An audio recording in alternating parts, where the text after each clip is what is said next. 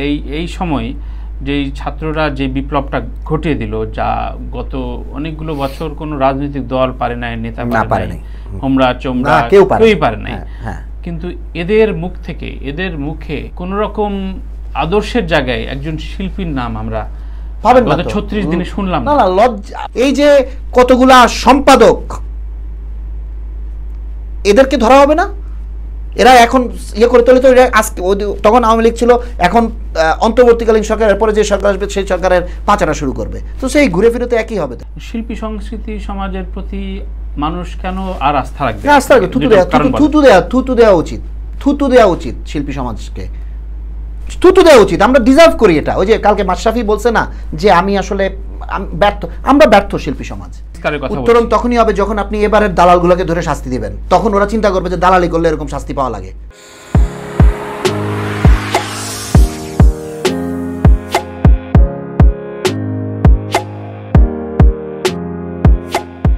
জিহাদ খান, কোন মোরালটা ধরনের লজিক তো থাকে মানুষের খারাপ হইতে, বা খুন করতেও একটা লজিক থাকে, যে একটা ক্রোধের জায়গা তৈরি হয়।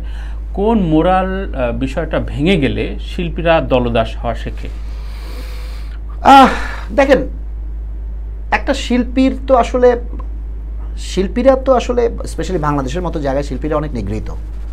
আমরা তো আসলে মানে আমাদের যদি একটা শিল্পী সৎ থাকে, জীবন শেষে হয়তো বা তার একটা বাড়ি হবে বা একটা প্লট হইতে পারে ম্যাক্সিমাম ক্ষেত্রে, আনলেস আপনি টপ, আপনি শাকিব খান হয়ে গেছেন বা মোশাররফ করিম হয়ে গেছেন বা চঞ্চল চৌধুরী হয়ে গেছেন। বাকিদের সবার অবস্থা কিন্তু খুব স্ট্রাগলিং। সো মানুষের কি বলে, অভাবে স্বভাব নষ্ট, তাই না? সো আপনাকে তখন কেনাটা খুব ইজি।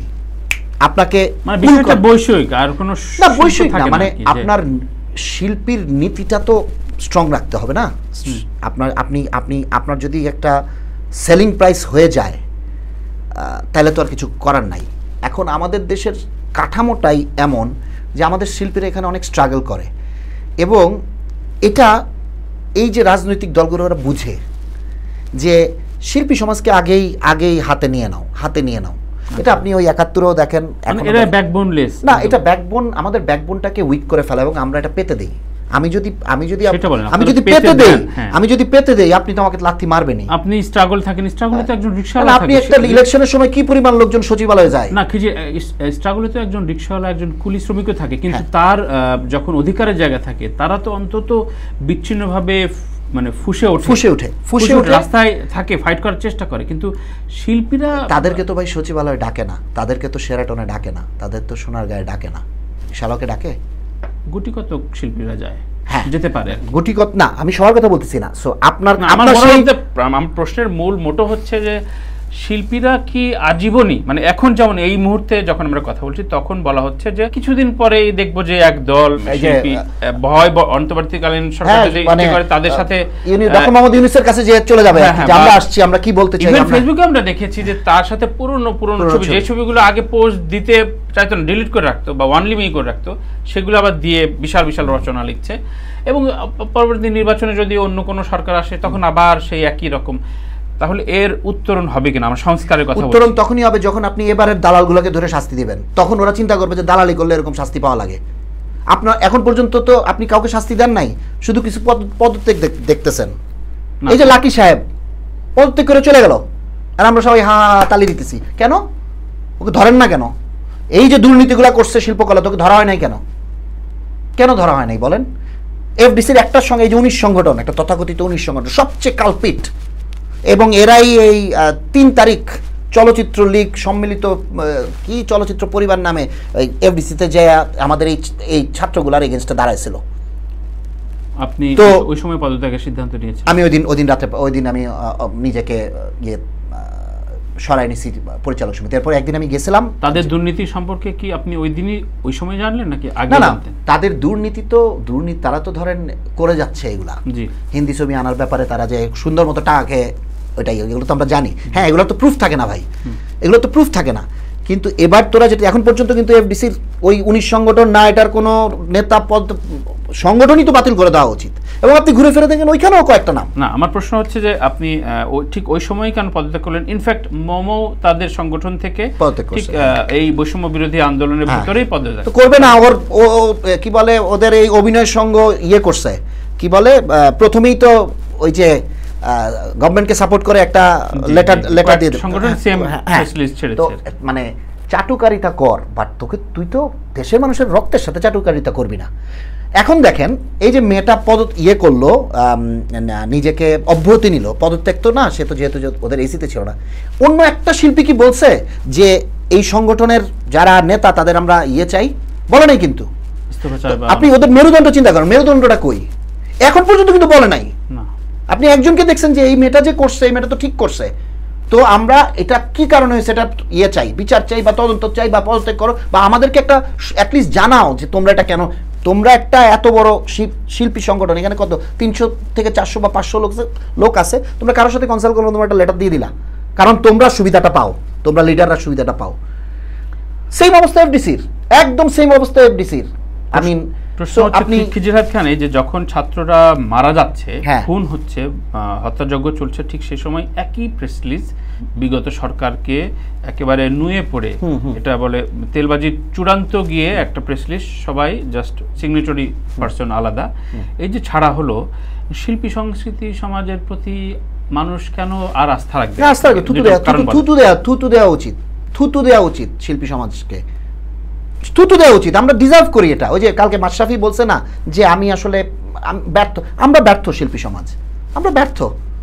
আমরা দেখেন আমাদের কারো আপন কেউ তো, আল্লাহ মাফ করুক, কারো আপন কেউ তো মারা যায় নাই, গুলি খায় নাই। গুলি খাইলে দেখতেন, তখন আবার দেখতেন মোর্চা পুরা। আমরা তো সেফ খেলি অলওয়েজ ভাই, আমরা তো safe player, we play so safe. মানে যতক্ষণ আমাদের একটা সিনিয়র শিল্পী এই পুরো আন্দোলনে আগা থেকে গোড়ার মধ্যে আসে নাই। মানুষ মরছে, এতগুলো বাচ্চা মারা গেছে, কাউকে দেখলাম না। কিন্তু বিটিভির সুন্দর করে ওখানে সবাই চলে গেল যে আমার সোনার বাংলা গেয়ে ফেলে। আরে লজ্জা লাগে না? আমার সোনার বাংলা গাছ, আমাদের বাচ্চাদের উপর গুলি চলতেছে, তুই আমার সোনার বাংলা কেমনে গাছ? বিটিভির জন্য, বিটিভিতে এমনি ধ্বংসলীলা। হ্যাঁ, রাষ্ট্রীয় কোনো সম্পদ ভাঙলে আমারও কষ্ট লাগে, অবশ্যই এটা ঠিক না। সেটা বিটিভি হোক, সেটা 32 নাম্বার হোক, সেটা মেট্রো রেল হোক, বাট রাষ্ট্রের মানুষ মারা যাচ্ছে, তোরা ওইটা নয়, তোদের আসলে থুতু দেওয়া উচিত। ওদের নষ্ট হয়ে গেছে, ভিতরটাই নাই। কিন্তু বলা হচ্ছে, এবং আমার বিশ্বাস করেন আমার না লজ্জাও লাগে এখন আসলে, মানে এই ঘটনাগুলো দেখার পর আসলে নিজেকে শিল্পী পরিচয় দিতে মানে আমার ঘেন্না হয় ভাই। আমি একদম বলি আমার ঘেন্না হয় to call myself an artist এই দেশের। I feel ashamed because I can't stand in front of them. এটা এথিক্যালি আমিও একটা স্ট্যান্ড নিয়েছি যে আমরা আসলে সেই সব মানুষদের আর কথাও শুনতে চাই না। কিন্তু আমার প্রশ্ন যে ধরেন কালো তালিকা সাদা তালিকা একটা তর্ক রয়েছে, এবার কিছু সংগঠন চেষ্টা করছে যে নতুন সরকার আসলে এসব তালিকা মালিকা ছিঁড়ে ফেলবে, সবাই একসাথে কাজ করবে। আমার প্রশ্ন, এই যে বিটিভির সামনে যারা দাঁড়ালেন তাদেরকে কি শিল্পী সমাজ অ্যাকসেপ্ট করে নেবে আবার? মানে আমার তো মনে হয় আপনি দেখবেন কয়েকদিন পরেই যে যা হয়েছে থাক, আমরা তো আল্লাহ, আমরা শিল্পী, বুঝছো না? আমাদেরকে তো ভদ্র, আমরা তো এগুলো করতে পারি না, বুঝছো না? আরে আমার কাছে অলরেডি কল আসছে এফডিসি থেকে, কয়বার জানেন? তা আমি তো বলছি যে কেউ যদি চেঞ্জ না হইতে চায়, আমি তো সব জায়গায় যে আমাকে ঠেকা পড়ছে, আমি কি দেশের প্রধানমন্ত্রী যে আমার সব কিছু চেঞ্জ করতে হবে? আমি তো যাবো না। তো ঠিক আছে ভাই, তোরা চেঞ্জ যদি না হইতে চাইলে তোরা যা, আমার দরকার নাই। I'm good enough by myself. It's all right. 45 বছর হয়ে গেছে, বাঁচবো আর কয়দিন, বাকি জীবন কেটে যাবে। গত ইলেকশনের আগে প্রায় 2 কোটি টাকার উপরে নমিনেশন বিক্রি হয়েছে। হ্যাঁ, তো আমি প্রায় এটা আওয়ামী লীগ থাকাকালীনই আমি কমপক্ষে 50 থেকে, আপনাকে প্রশ্ন করা হয়েছিল, 50 থেকে 60 জন তারকাকে প্রশ্ন করেছি যে এটা আপনি দেশপ্রেম থেকে করছেন নাকি একটা সিটেল প্রাপ্তির আশায়। তো সবাই তখন দেশপ্রেমের কথাই বলে। কিন্তু এই যে প্রবণতাটা তৈরি হলো, এটা তো কোনো সরকার, এটা তো নতুন ডিলেমা, মানে যেটা আওয়ামী লীগ সরকার দেখাই দিল। এই কেনা মানুষদের আপনি কি বলবেন? এই প্র্যাকটিসটা কি সামনেও চলবে? দেখেন, একজন মানুষ সে একটা দলকে সাপোর্ট করতে পারে, সেই অধিকার তার আছে, কোনো অসুবিধা নেই। তার ইলেকশন করতে মন চাইছে, সে সংসদ সদস্য হতে চায়, নেতা হতে চায়, কোনো অসুবিধা নেই। আমি এটাতে প্রবলেম দেখি না। আমি প্রবলেম কোথায় দেখি? আমি প্রবলেম দেখি যখন তুমি ওইটাকে চাটুকারিতায় নিয়ে যাবা। আচ্ছা, তুমি তোমার চাটুকারিতার কারণে ওই যে বললাম একটা শয়তান রাক্ষসের রূপ নেয়, বা সিস্টেমটা নষ্ট হতে, তুমি তো জিনিসটাকে মানে তোমার সাথে ওবায়দুল কাদেরের 1-to-1 আছে দেখে তুমি 10 জনকে থ্রেট দিয়ে বেড়াও যে দেখে নিব, বুঝে নিব, দেখ মনে কি কতটুকু কাজ করস। এরকম হয়েছে তো, এরকম হয়েছে না? আপনি জানেন না? আপনি আমার থেকে ভালো জানার কথা। জানি, আমারও একটা শোতে, শোর মাঝখানেই ফোন এসছে, তখন উনি খুব প্রাউডলি বলছে, জানেন কার ফোন? জানেন কার ফোন? জানলে আপনার ওই যে তুষার ভাই বলে গেল না আপনার আগের শোতে, যে আজ পর্যন্ত কোনো শাসক একটা শিল্পী তৈরি করতে পারছে? পারে নাই। শিল্পী কেন চাপবে? শিল্পী স্বাধীন থাকবে, ঠিক আছে, তোমার রাজনৈতিক একটা ইয়ে থাকে, সবারই থাকতে পারে, বাট তুমি চাপবা কেন? তুমি কেন চাপবা? হ্যাঁ, তুমি অ্যাডভান্টেজ নিতে চাও, তুমি সরকারি কাজ করতে চাও, তুমি সরকারের গুড বুকে থাকতে চাও, তুমি সরকারের সাথে সফরে যেতে চাও, বাট তোমার সত্যটাকে তুমি ভুলে যাবা? সেটা আমাদের শিল্পীদের বলেন, আমাদের সাংবাদিকদের বলেন, কি একটা অবস্থা আমাদের সাংবাদিক সমাজের। এই যে আমি কালকে দেখলাম 71 টিভি থেকে কয়জন সাংবাদিককে বের করে দিচ্ছে। আরে ওর মাথাটা কই? বাবুকে কেন কেউ কিছু বলে না? আসলটা তো ওইটা, সবার আগে তো ওইটাকে ধরা উচিত। আরে জার্নালিস্টগুলো, ওকে তো ইনস্ট্রাকশন দিছে, সে যে অর্ডার ফলো করছে, হ্যাঁ, তার সত্তাকে সে এক জায়গায় বিক্রি করে, কিন্তু মাথাটাকে ধরবে না? সাপের মাথা কই? এই যে কতগুলা সম্পাদক, এদেরকে ধরা হবে না? এরা এখন ইয়ে করে তোলে তো, আজকে তখন আওয়ামী লীগ ছিল, এখন অন্তর্বর্তীকালীন সরকারের পরে যে সরকার আসবে সেই সরকারের পাচারা শুরু করবে, তো সেই ঘুরে ফিরে তো একই হবে তাহলে। সো আমার কথা হচ্ছে, এইবার যদি আমরা এই ভুলটা করি, দেখেন 1757 মির্জাফরকে ক্ষমা করে দিছে, কেচি হয়ে গেছে কে? সিরাজউদ্দৌলার সাথে 200 বছরের ইয়ে। বঙ্গবন্ধু এসেই কি করলেন? রাজাকারদের আমরা ক্ষমা করে দেবো, যুদ্ধবিধ্বস্তদের। কি হয়েছে? শেষ, দেশ 13টা বেজে গেছে। আমরাও যদি এবার এটা করি, আমরা যদি এই দালালগুলোকে চিহ্নিত না করি, তুমি সাপোর্ট করো, কোনো অসুবিধা নেই, তুমি আওয়ামী লীগ করছো, কোনো অসুবিধা নেই, কিন্তু তুমি যখন দালালি করবা, তুমি যখন চাটুকারিতা করবা, এবং তুমি যখন অন্যের অধিকারটা কেড়ে নিবা, সেটাতে আমার প্রবলেম আছে।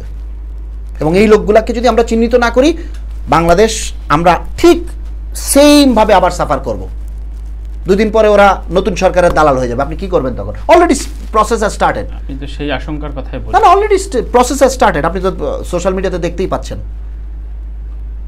তো তাহলে সংস্কারের যে কথাগুলো বলা হচ্ছে, আপনাকে আগে দালালদেরকে চিহ্নিত করতে হবে, আপনাকে ইয়ে করতে হবে যে এই লোকগুলো এই দায়িত্ব কার, মানে এই দায়িত্ব এখন দায়িত্ব সবার হাতে ভাই।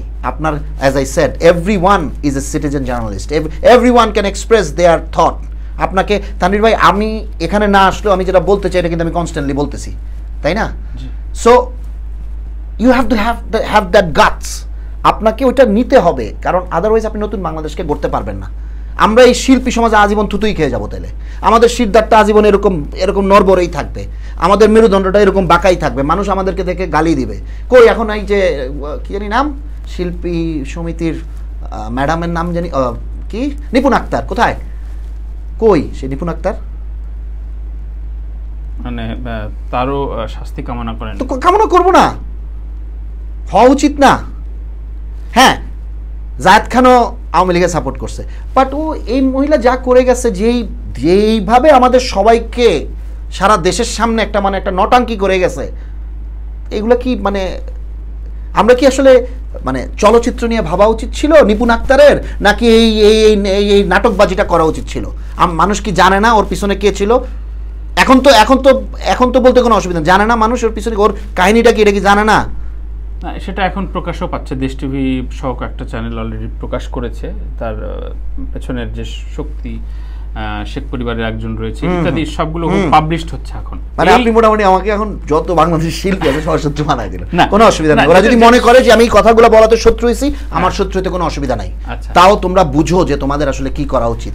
তো নীতি আদর্শের জায়গায় আমরা শিল্পীদের মানে এখন এই অবস্থানে কাকে তরুণরা ফলো করবে? দেখেন এই সময় যেই ছাত্ররা যে বিপ্লবটা ঘটিয়ে দিল, যা গত অনেকগুলো বছর কোনো রাজনৈতিক দল পারে নাই, নেতা পারে নাই, হোমরা চোমরা কেউই পারে নাই, কিন্তু এদের মুখে কোন রকম আদর্শের জায়গায় একজন শিল্পীর নাম আমরা পাবেন না। 36 দিনে শুনলাম না, লজ্জা। আপনি দেখেন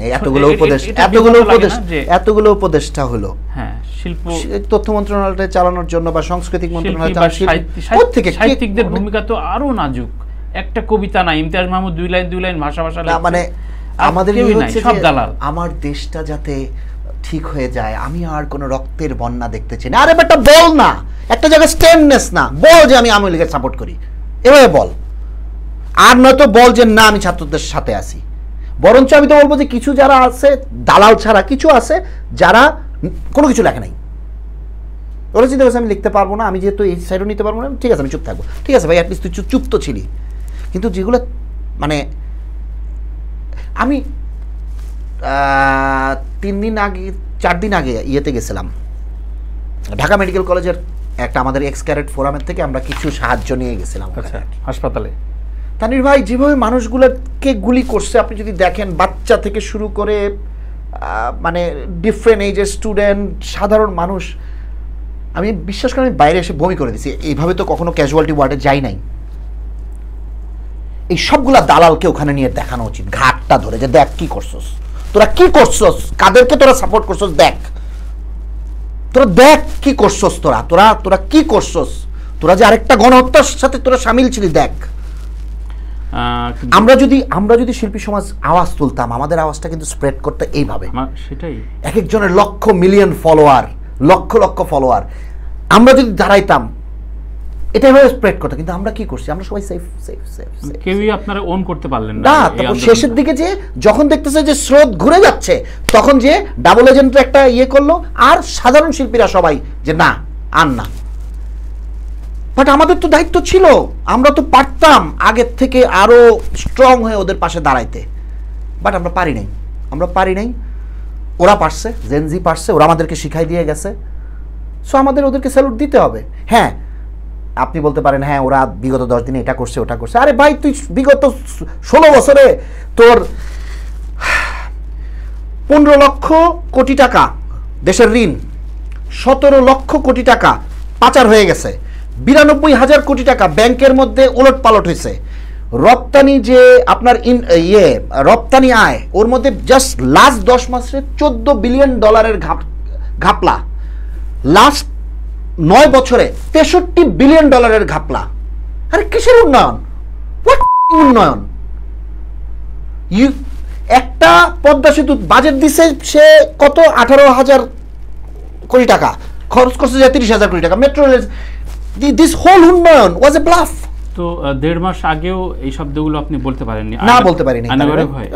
আয়নাঘর কি, আয়নাঘর তো মানে আয়নাঘর তো আপনারা একটা দেখতেছেন, আয়নাঘর প্রত্যেকটা, আমি একটা সিম্বল, হ্যাঁ ভয় তো অবশ্যই। আপনি আমাকে জিজ্ঞেস করছেন না যে ভয় ছিল, বলতে পারিনি তো তানভীর। তারপরেও চেষ্টা করছি টুক টুক, আচ্ছা এখান দিয়ে একটু যদি বলি, ওখান দিয়ে একটু যদি বলি, পারি নাই। আমিও সেম দোষে দুষ্ট। হ্যাঁ তবে আমার সোলটা ওই চাটুকারদের মতো ইয়ে করে নাই। একটা পয়েন্ট আছে যেখানে যে আপনি বলবেন যে না না, আচ্ছা ওরা তো এই ভয়ের গেমটাই খেলছে। এবং ওদের যে হেডগুলা দেখেন, এই যে আরাফাত বলেন, পলক বলেন, বিপু সাহেব বলেন, সালমান এফ রহমান বলেন, থিঙ্ক ট্যাঙ্কগুলোর নাম বলতেছি, আর ওইদিকে তো ওই বদ ওয়াশিংটনে বসে মানে ইয়ে আছে, এরা মিলে ওরা যে স্ট্র্যাটেজিক গেমটা খেলছে, হ্যাঁ ওরা আগেই আইডেন্টিফাই করছে যে কোন কোন আওয়াজটাকে আমার বন্ধ করে দিতে হবে।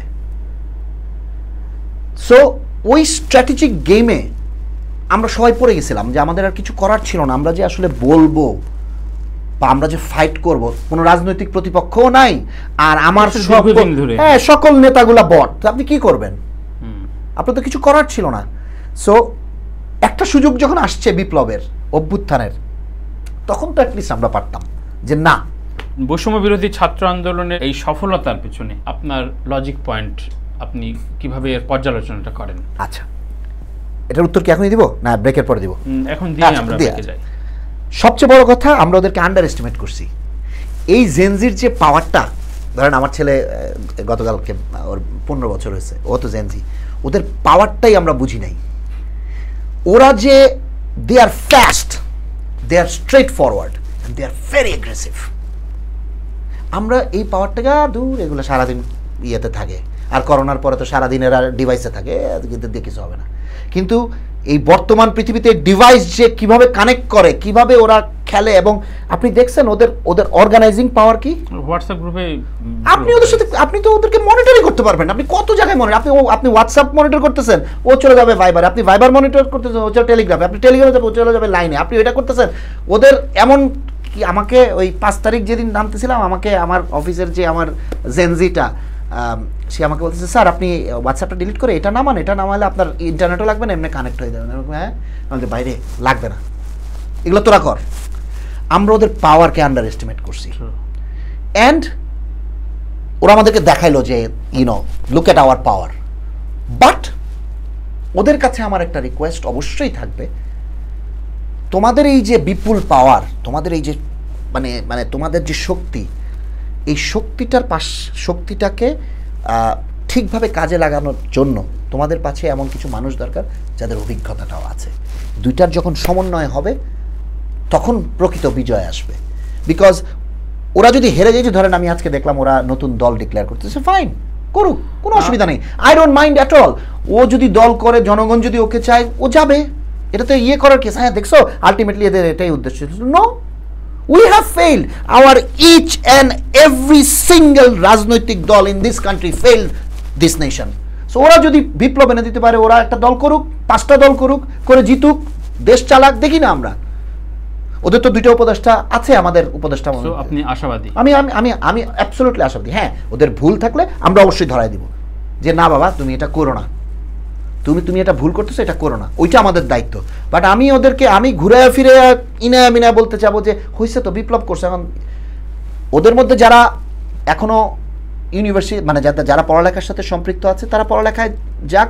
বাট আমাদের দেশে আমরা ছাত্র রাজনীতি এত বছর দেখে আসি নাই, তো ওরা এটার পাশাপাশি রাজনীতি দেখি না আমরা। একদমই, যুগে যুগে ছাত্ররাই বিপ্লব ঘটিয়েছে এবং চেঞ্জটা এনেছে, সুতরাং তাদের প্রতি হোপফুল থাকাটাই খুবই লজিক্যাল, উচিত হবে।